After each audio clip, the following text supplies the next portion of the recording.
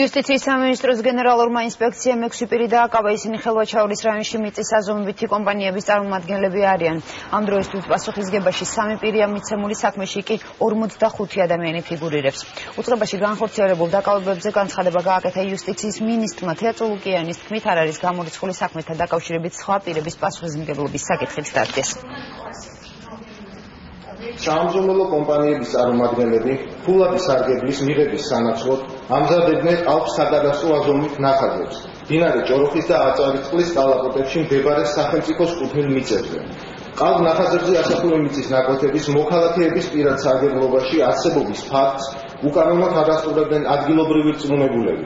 ამ გზით შექმნილი ყალბი დოკუმენტების წარდგენა მოქალაქეების მიერ ხდებოდა საჯარო რეესტრის ხელვაჩაურის სარეგისტრაციო სამსახურში, რომლის თანამშრომლებით სათანადო გადამოწმების გარეშე ახორციელებდნენ უძრავი ქონების რეგისტრაციას. ხშირ შემთხვევაში ამგვარად მოპოვებული საკუთრება მოქალაქეების მიერ გასხვისებულ იქნა ჰესების მშენებელ კომპანიაზე, რის შედეგადაც მოქალაქეები დაეუფლნენ დიდი ოდენობით თანხებს. ეს ეგრეთ წოდებული ამზომველების საქმე არა მხოლოდ ბოლომდე იქნება სისხლის სამართლის პროცესში მიყვანილი, არამედ ამით იწყება საამზომველო საქმიანობის რეფორმა იმისათვის, რომ ამზომველებს აღარ ქონდეთ საშუალება საკუთარ კაბინეტებში ჩაკეტილებმა დახატონ ის საკადასტრო მონაცემები, რომლებიც რეალობას არ შეესაბამება.